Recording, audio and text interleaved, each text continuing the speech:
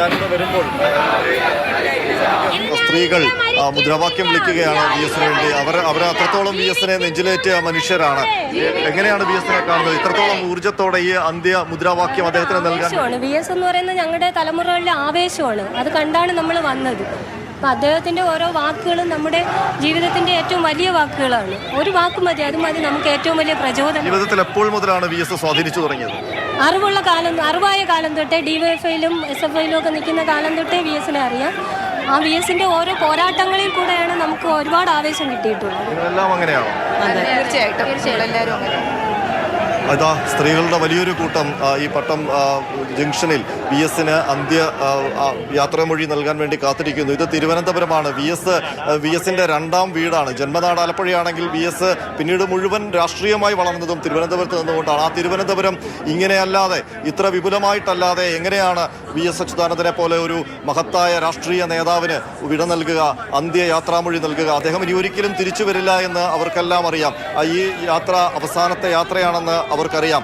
ആ അവസാന യാത്ര എത്രത്തോളം മഹത്തരമാക്കാമോ, എത്രത്തോളം അദ്ദേഹം അത് അർഹിക്കുന്നുണ്ടോ, അതിന്റെ ഇരട്ടിയുടെ ഇരട്ടിയാണ് ഈ അനന്തപുരി, ഈ നഗരം വി എസിന് അന്ത്യോപചാരം അർപ്പിച്ചുകൊണ്ടിരിക്കുന്നത്. നിങ്ങളൊക്കെ എങ്ങനെയാണ് വി എസിനെ കാണുന്നത്? ഒരു നല്ല കമ്മ്യൂണിസ്റ്റുകാരനായിട്ടാണ് കാണുന്നത്. അദ്ദേഹത്തോടുള്ള സ്നേഹത്തെ പ്രതിയാണ് ഞങ്ങൾ ഇവിടെ വന്ന് നിൽക്കുന്നത്. നമുക്ക് വി എസ് എന്ന അപ്പൂപ്പനെ അറിയാമോ? എന്തൊക്കെയാ കേട്ടിട്ടുള്ളത്? ഒരു നല്ല മനുഷ്യനായിരുന്നു. നമ്മുടെ പണ്ടത്തെ മുഖ്യമന്ത്രിയായിരുന്നു. എനിക്ക് ഭയങ്കര ഇഷ്ടമാണ്. ടിവിയിലൊക്കെ കാണാറുണ്ടോ? കാണാറുണ്ട്. എപ്പോഴെങ്കിലും നേരിട്ട് കണ്ടിട്ടുണ്ടോ? ഇപ്പം കാണാൻ വേണ്ടി എത്ര നേരമായി ഇവിടെ നിൽക്കുന്നു? കുറെ നേരമായി നിൽക്കുന്നു. എന്നാലും കണ്ടിട്ടേ പോകും. എവിടെ നിന്നാ വി എസിനെ കേൾക്കുന്നത്? ആദ്യമായിട്ട് ആരാ പറഞ്ഞു തരുന്നത് വി എസിനെ കുറിച്ച്? അമ്മയാന്ന് പറഞ്ഞത്. എന്തുകൊണ്ടാണ് വി എസിനെ കുറിച്ച് മോക്ക് പറഞ്ഞു കൊടുത്തത്? വി എസ് മരിച്ചു കഴിഞ്ഞപ്പോൾ അദ്ദേഹത്തെ പറ്റി കുട്ടി ആരാന്ന് ചോദിച്ചപ്പോൾ ഞാൻ പറഞ്ഞു കൊടുത്തു. നമ്മുടെ ചെറുപ്പത്തിൽ നമ്മൾ കണ്ടിട്ടുള്ള ഒരു നല്ല നേതാവ്. അതുകൊണ്ട് നമ്മുടെ തലമുറയ്ക്ക് നമ്മളത് പറഞ്ഞു കൊടുത്തു. മോൾക്കത് പറഞ്ഞു കൊടുത്തു ഞാൻ. അദ്ദേഹം നല്ലൊരു മുഖ്യമന്ത്രിയായിരുന്നു, നല്ലൊരു മനുഷ്യനായിരുന്നു, നമ്മളെല്ലാം സ്നേഹിച്ച് നമ്മുടെ കേരളത്തിന് വേണ്ടി ഒരുപാട് കാര്യങ്ങൾ ചെയ്ത ആളാണ്. ഇതൊക്കെ ഞാൻ പറഞ്ഞു കൊടുത്താണ്.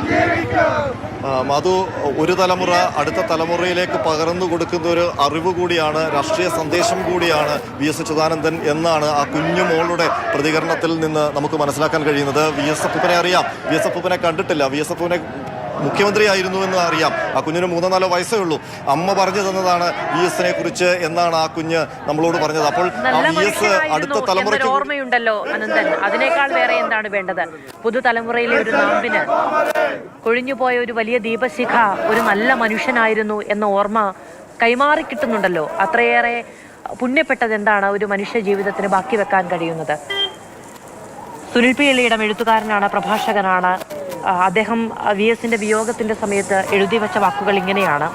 അത് ബ്രത്തോൾഡത്തിന്റെ വാക്കുകളുടെ പരിവർത്തനമാണെന്നാണ് നമ്മൾ മനസ്സിലാക്കുന്നത്. ഒരു ദിനമെങ്കിലും പൊരുതി നിന്നവർ എത്ര നല്ലവർ, ഒരു നീണ്ട വർഷം പൊരുതി നിന്നവർ അവരതിലേറെ നല്ലവർ, മറക്കാഴിക ജീവിതം മുഴുവൻ പൊരുതി നിന്നോർ അവരെത്ര പോരിന്റെ സത്തയും സാരവും, എത്ര മനുഷ്യരുടെ പോരാട്ടങ്ങളെ ഏറ്റെടുത്ത മനുഷ്യനാണ്. എങ്ങനെയാണ് ഒരു തലമുറയിൽ നിന്ന് മറ്റൊരു തലമുറയിലേക്ക് പങ്കുവെക്കാതെ പോവുക മഹാത്മ്യം? അനന്തൻ.